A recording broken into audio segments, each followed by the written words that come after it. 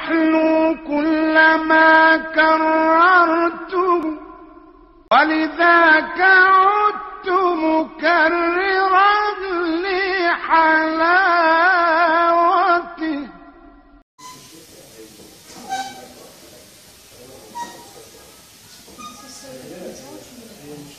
No, it is not servo control.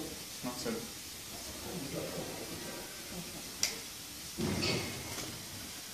I've checked over this machine and everything is working as it should be on a patient now. Okay. So with the SLE2000, it's pressure cycled, time limited ventilator. Okay. You set your rate, you set an eye time, you set a peak inspired pressure and a peak, and you set your oxygen. But if you're in PTV or if you're in SIMV, then you have to set the machine sensitive enough for the baby to trigger. Okay? But more than that, you have no monitoring to show you what the tidal volumes are. If there's a leak at the ET tube, you can't see if resistance and compliance is changing. Okay? That is something. Monitoring for the pulmonary currents Yes. can sense the resistance and the compliance. Not on this machine. Okay, SLE advanced the model. Yes. Yes. But the issue is you can't see that on this machine. So your powers of observation have to be really acute, and you have to determine that by looking at the baby's chest. Okay? So you have to look to see how the chest is inflating, and you have to look and see the movement of the chest. So if your baby is bouncing, if the chest is like this, then there is something incorrect with the timing. Because you have to be able to work out what the correct inspired time is for that baby's time constant. So although he might be a kilogram or a kilogram and a half, and there might be 3 babies weighing the same, maybe even the same pathology, but each baby will have different lung mechanics. So it doesn't mean to say because he's little that you're going to set the inspired time at 0.32 or 0.35 or 0.4. There's no set inspired time. You have to rely on the observation that you make about the chest. Okay, that's point number 1. You have to have, obviously, know what's wrong with your baby. So whether it's a highly membrane disease, or whether it's a septicemia or a pneumonia or some kind of congenital issue like a diaphragmatic hernia, depending on that, you set your machine. Okay. But as I was looking at the board in your office, you're obviously very aware of volume trauma and barrier trauma. So unfortunately, with these machines, you can't see the volume that your pressure is delivering.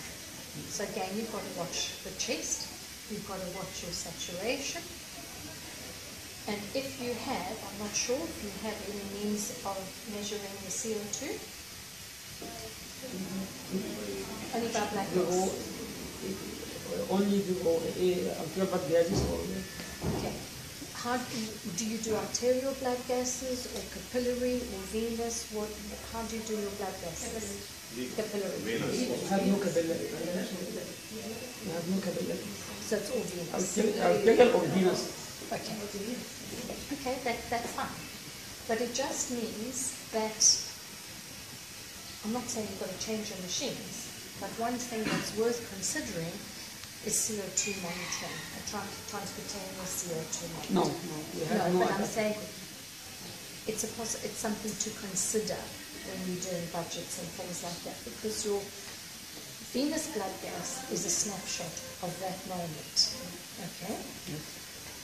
Now, if you have some form of CO2 monitoring along with your oxygen saturation monitoring, the number of blood gases that you do will be reduced. Okay, so that's something to consider. We have no non-invasive way to monitor No, I understand that, but maybe it's something you can look at in the future. Okay. So depending on what you feel is the issue with your baby, you're going to set your machine. This is what drives the machine. Okay, these two. So when you switch, do you use this for nasal CPAP as well? Yes, but we have a lot of them. We have 10 nasal CPAPs, Okay. separate CPAPs. Okay. The mode that you use the most would be SIMV Or assisted control mode. or PTV. Yes. Okay, but you're not regularly using CMV. Not according to the mechanics of the case. Depends. Okay. So if your baby is completely not breathing, say you've got a baby with PPHE, so you don't want that baby to make any effort, so that baby would probably be given paralyzing thing or sedation or whatever, so that there's no interaction of the baby with the machine. Or if you've got a neurological problem or a central nervous system problem, then that. Otherwise, you would always use SIMV. Because SIMV can be used exactly the same, but you can go right from the beginning of your ventilation right through to the weaning process. Okay? I know you know this, but I'm just going over. So I'm going to go to SIMV first.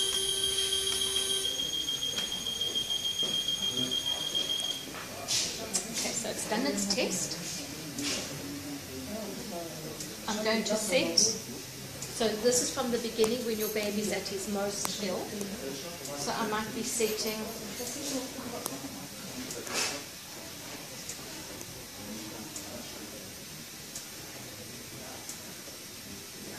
let's say 48 breaths to start, okay? I don't know until my baby's on the machine if I'm going to change that. You're going to change that based on what you see. So I'm going to set a peak inspired pressure. And let's say, for example, he's 1 kilo. So you are wanting round about 4 or 5 mils of volume. Okay? And certainly working with the other machines, I know that 4 or 5 mils of volume is around about 15 or 16 millibars of pressure. Okay? So I'm going to leave it like that.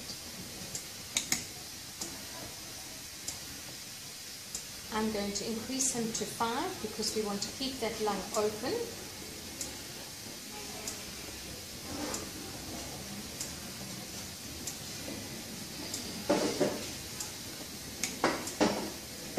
That gives me a mean of 8, which is okay. Obviously, you're going to change your oxygen depending on the infant's requirements and hopefully not 100%. Okay, now because I'm in SIV, you also need to do something about changing the sensitivity of the machine so your baby is able to trigger. Now, obviously, if he's at the beginning of his ventilation and he's at his most sick, he will probably make some effort until your oxygen and your pressure is correct for him. But at least those breaths are synchronized with the ventilator. Okay? So to do that, you've got to set your sensitivity. Now again, it's a bit of guesswork. You go from 1 to a maximum of what's probably about 5. I would suggest only ever setting it at about 4, not the maximum. For a number of reasons. Now, Auto triggering the cave because water in the circuit. exactly, and you don't minimal have leak around you. but you don't have a servo-controlled humidifier. No. So you have got water in the circuit. Okay. And that is irritating for the nurses. I don't know what the water trap in this circuit is like.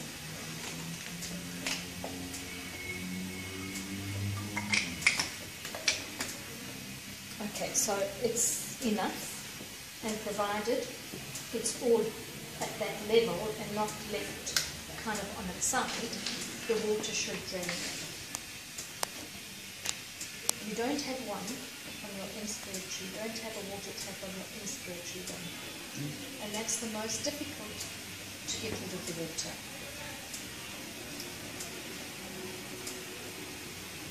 This is not our circuits. We have. What circuit are you using? We use the clavable circuits, and we have two water traps on both extract and extract Okay, so the except in the servo-controlled one. We have more than one servo-controlled amplifier for trigger and. Okay. Another problem with reusable circuits, and I understand why you're using a reusable circuit, but you need to know the implications. In this circuit, you can see the heater wire is coiled. In a reusable circuit, the heater wire is just pulled straight through, and it's a bit floppy. Okay, there's nothing holding it stretched out. So you don't get very even heating. Where it's coiled, you get a much more even heating. Whereas with the reusable one, and that's the manufacturers of the reusable one, you have hot spots all the way up, and you're going to have even more water. Okay? It's really a problem. It is a problem.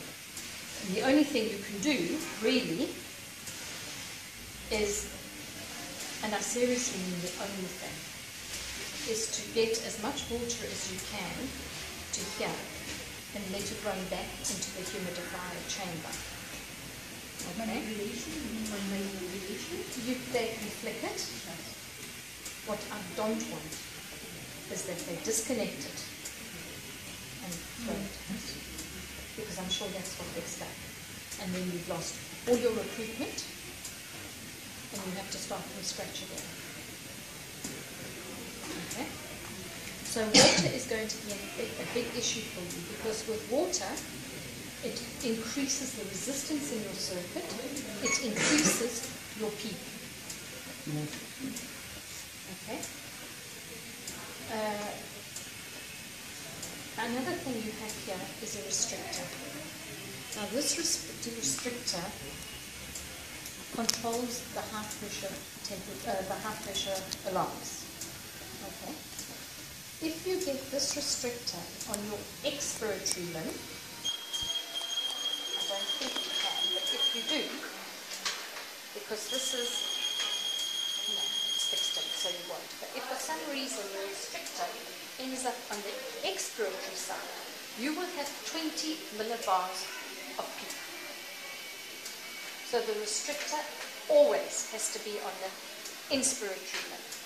Now with the reusable circuit, you can take that restrictor out. Okay? But it must always be on the inspiratory limb.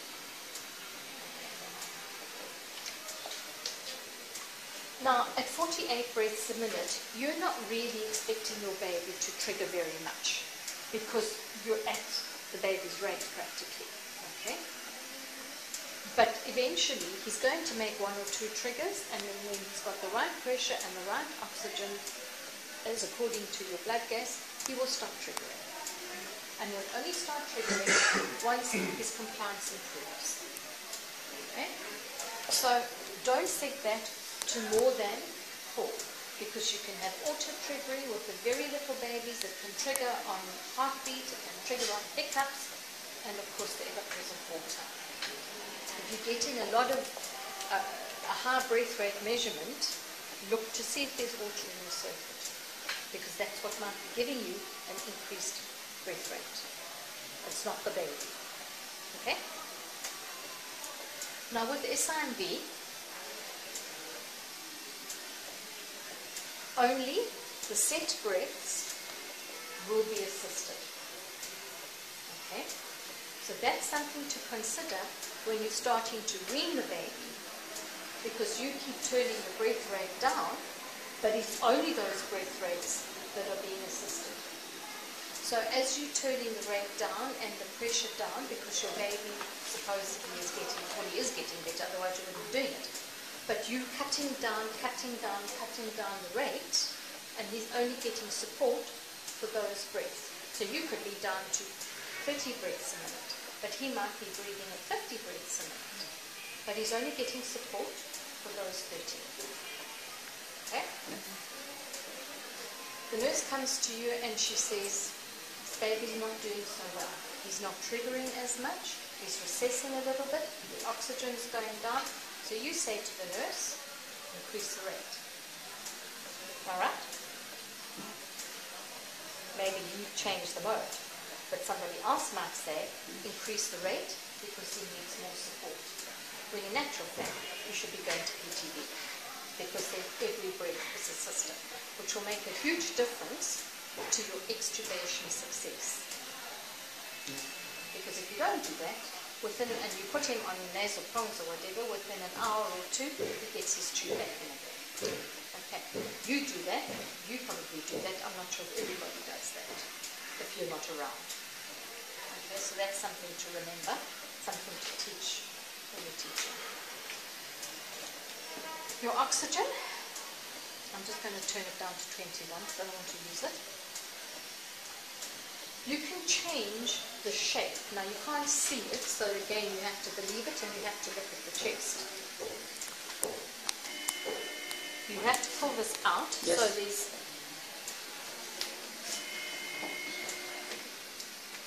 Okay, so now you would only do that depending on the pathology, how quickly you want to get the gas and the oxygen in.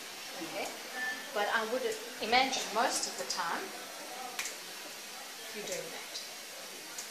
Seems to be more physiological. Sure. Okay.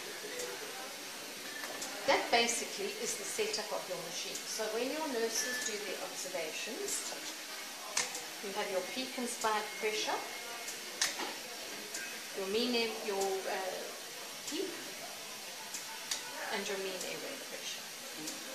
Now probably in the course of ventilation, you would perhaps leave it on your knee. You don't have to, but it's perhaps better to leave it on your knee. Now often when the now again you don't have any guidelines or indications, but if the saturation suddenly goes down a bit, you have no indication as to why. And I think nurses automatically are allowed to increase the oxygen.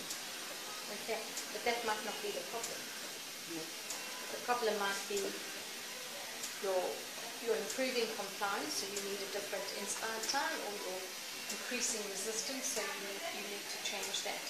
But again, that's down to your clinical observation, because you've got no other help. Okay? So from the point of view of the machine working, the machine is doing what it is supposed to do.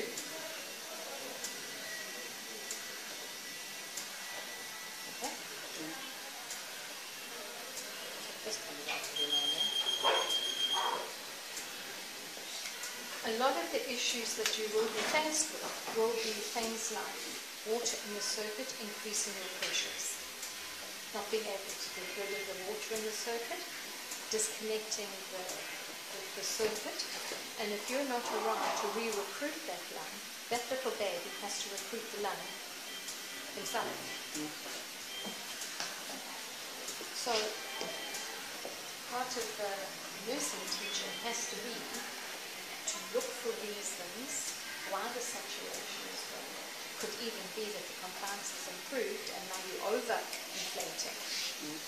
Okay, so they've got to be a little bit in tune, put it that way, with what's happening. I mean, I know that I can set this machine. I can go shopping for shoes for the whole day and I'm going to come back and the machine's still doing what you've asked it to do. But you can't see what's happening here. So your powers of observation have to be really, really acute. And so does theirs. Because I'm sure you're not at the bedside all the time. So they have to be aware of things to look out for. For example, a bouncing chest. But that only comes with time to practice. Okay. So from a functionality point of view, it's fine. From an observation, from a nursing, from a handling point of view, maybe you've got to work on that a little bit, I don't know. Because you doctors that are used to observing the chest and the way the chest is moving, you're not at the bedside all the time. No, it's not. It is. They have to be taught. And also you have to trust that they don't do it. But it is the nurse's role to do the majority of the observations. Now, equally, I'm sure they don't suction babies just because there's an ET tube down or because the nursing plan says suction every 3 hours. Or do they? We don't give it, we don't take like these orders. Suctioning here on needs or according to the chest condition or the early with RDS, we don't suction the baby except urgently needed. If there's some excessive manipulation. No, for sure. No. There is 2 to 3 days RDS baby needs no sleep. But sometimes they know, again depending on the pathology, if it's a highly membrane disease, there's no need for suction. But if it's meconium aspiration or if it's pneumonia, they need, and maybe, just maybe, they're scared that they're going to have a blocked tube and you're going to go mental. So they're going to make sure that that tube is being plated. Whether the baby actually needs it or not sometimes. One of the biggest things is disconnecting the circuit. Even to turn the baby's position. I know what happens. They disconnect the baby, quickly put the tube around, turn the baby and close. The baby's comfortable, the baby's clean, the baby's happy, but he's got no volume left in his lungs. And they don't necessarily always think like that. Nursing teaches you that the baby mustn't have a dirty nappy, that the baby mustn't be in one position for too long. That's the old teaching, that's how I started. I mean, what we didn't do to those babies in those days is nobody's business. But things have changed so much now. Low handling, minimal noise, minimal light, clustering cares, nesting your baby so that there's no long-term postural damage. All things like that does help the outcome of the ventilation. So, if there's big issues, maybe we've all got to go back to basics and start again. I don't know, it's just a suggestion because I don't know the protocols and the rules and regulations and what at least it's called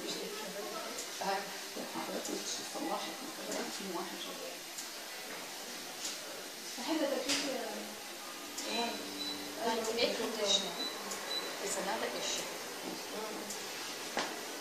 Water.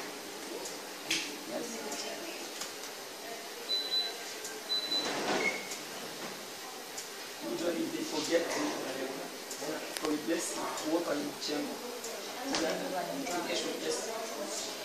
You don't do the water-filled chambers. We use sterile water with a line, cloth circle, completely sterile. Yeah. Then the chamber run dry. You get a chamber that has the line already into the fluid, or you have a fluid with an IV line. We will be happy to use like this disposable circuits and disposable chambers on financial. I understand. So we use lavable or reusable chambers, which has no line. We use the IV line. Sterile water bottle and in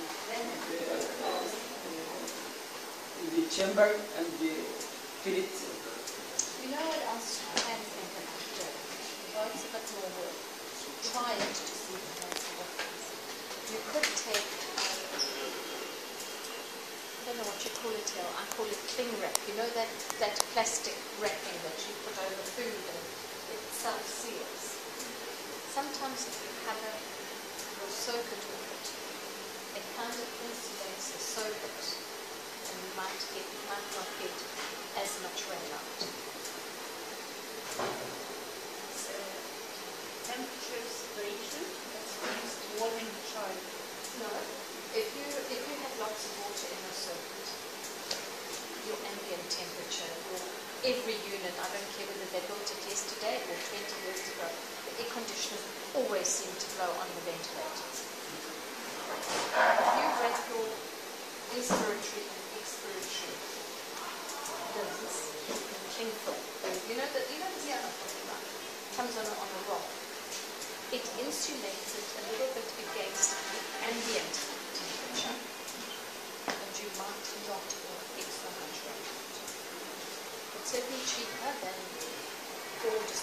circuits, waterfall chambers, and all the rest of it. Try, I don't know, try. Some people do try it and they say it makes a difference. You could use tinfoil, but tinfoil also, you can't see what's going on, so I would rather have there's some ventilators with their own dedicated circuits. Stephanie, for example, they make sleeves for their tubing to protect them against the ambient temperature, because that's where you're going to get most of, or why you're getting most of your rain out. The temperature in here is what, normally about 24? 22 more. Even more, okay. So, I don't know about this, but normally you are either 37 or 40 here, so that you're 37 up at your temperature probe, and that you call temperature here. But you're 22, 24. And I'm putting the thermometer on the roof for Yeah. measuring the room. Yeah, yeah. Also, you have a piece here that doesn't have a heater in it. The idea being that this would hang outside the incubator, and that the temperature of the incubator is enough to keep the temperature here. It doesn't always work. Sometimes you need a shorter piece, so that your temperature probe, your temperature wire, goes all the way to here, and your temperature probe is here. Yes. And that sometimes controls the rain out better. But you have Usually this piece is in the incubator, and it will be affected by the temperature of the around 33, 32. I think it is enough to maintain the exactly what you want me to do. To go through the whole machine, or to talk about ventilation? What do you want me to do? the whole machine. The whole machine. Okay. I've checked over it.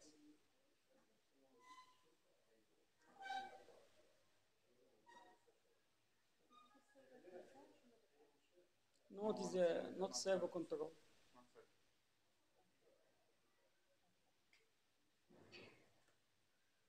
I've checked over this machine, and everything is working as it should be on the pressure. Okay.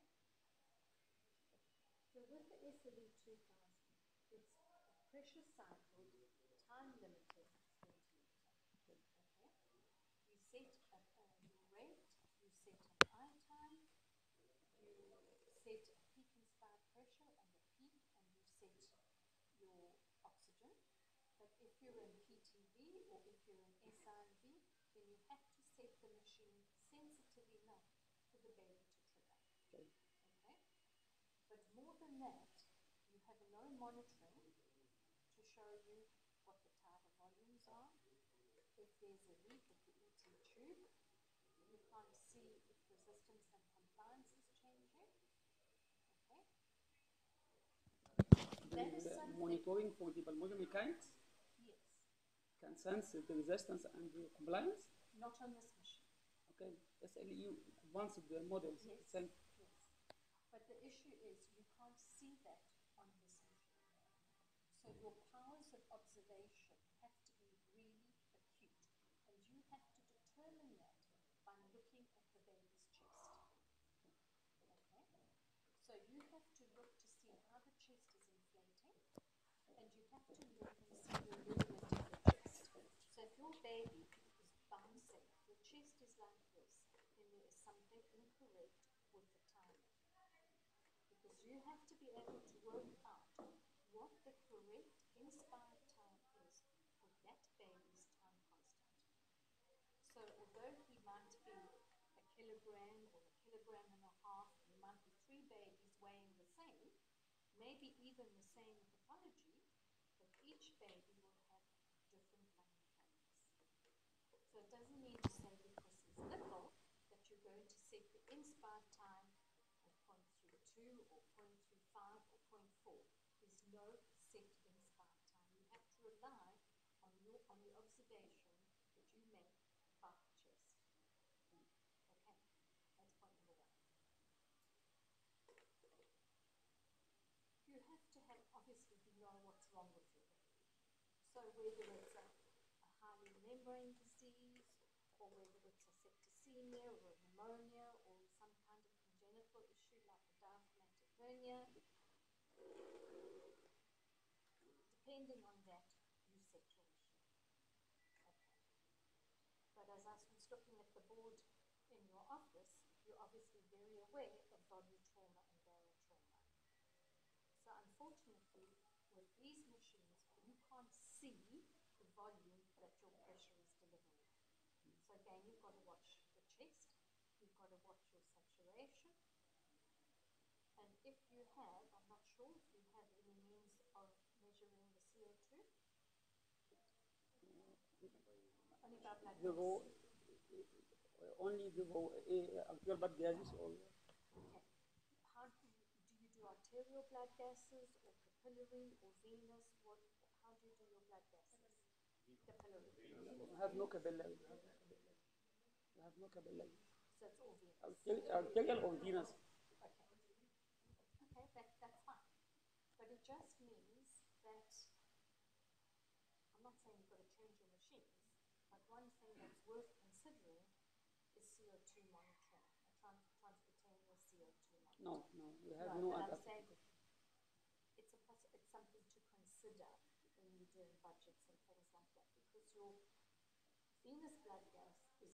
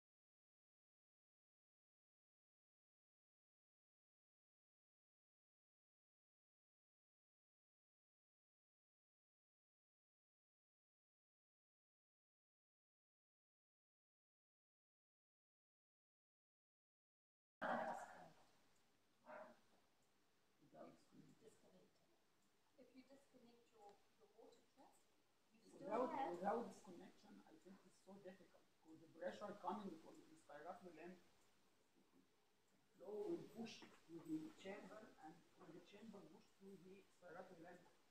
Will allow no water to go back to the tree. You can't get this to go back. I have to connect the respiratory limb from the ventricle. I do this myself, so I know. The other thing you can do is where you've got your temperature probe in there, very quickly and very slightly loosen it. Just take it out just a little bit, not enough to cause complete collapse, and it breaks the vacuum in here, and the water will run back into the pool.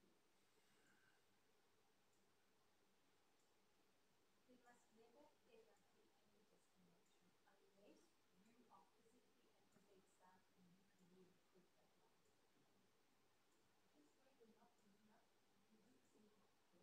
Just where you're not, which way?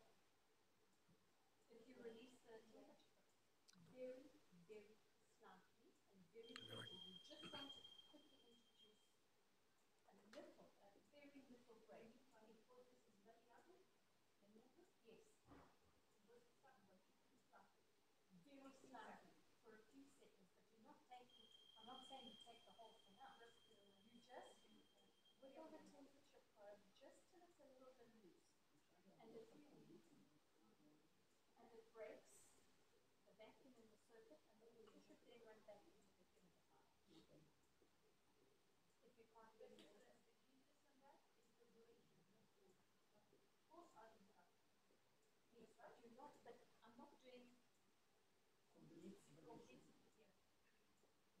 Not doing that. You're just going to wiggle the temperature probe just slightly, just so that you introduce a little bit of a heat. You won't get that complete collapse. Yeah. That if they disconnected down here and shut everything out. Also, they don't ever have to disconnect on the expiratory side because you've got your water tray. Empty the water tray. It doesn't interfere with the ventilation. I have to press it. Does it automatically? There's a one-way valve in there. I'm not doing anything. I think if there is a lot, a big volume of water in the circuits, and I want to empty it, I have to press it. No.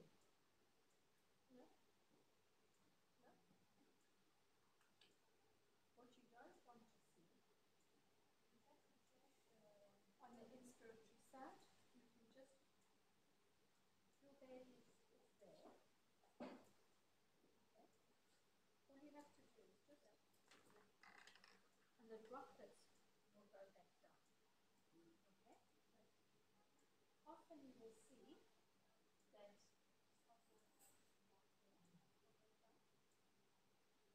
I can come into a unit and I can see a water trap on its side. Yes. So the water that's in there is not going back into the circuit. If it's truly on its side, this will go down across and up here. Should be dependent. Dependent. Yes. It must be upright. So if you've got like that, even if it means they must support it, Yes. it must be upright.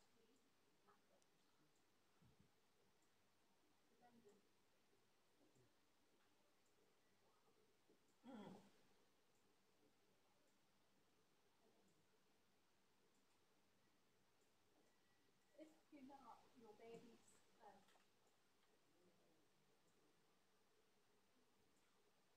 come down, and you come down a little bit on your peak pressure, not so much that you're going to start closing alveoli. He's triggering, and he's triggering quite a bit because his work of breathing is increased now because he's doing all of the work himself.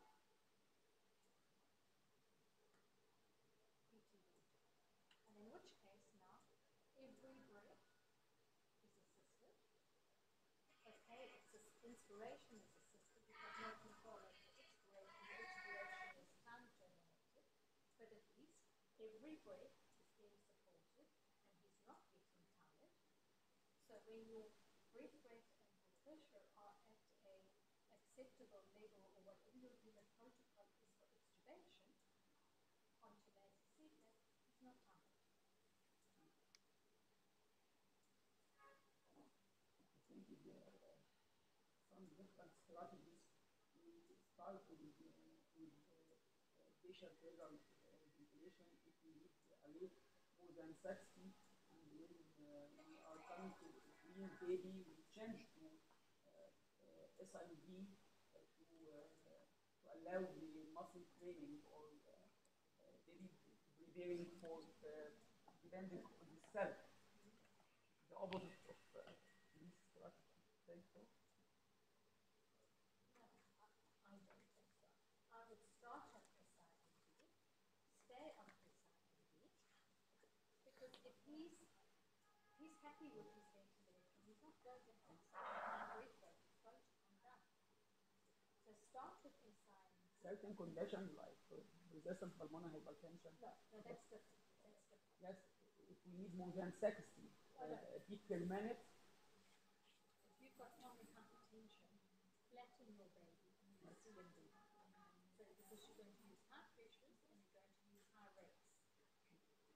You don't want any patient interaction. So you give him whatever sedation or maybe even you paralyze him.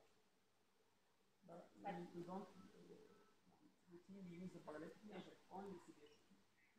But enough sedation so he's not making any effort. At high pressures and high rates, you don't want any effort from the baby, because that's when you're going to get pneumonia. So PPHN, heavy sedation, okay, until you've reached a point where you can now start reducing the amount of sedation and seeing what you can do. You know that he's, I don't know if you use nitric oxide or if you give... We have no nitric oxide in Egypt. Of course you don't. Of course you don't. Well, I know this gets Alexandria. There's a nitric therapy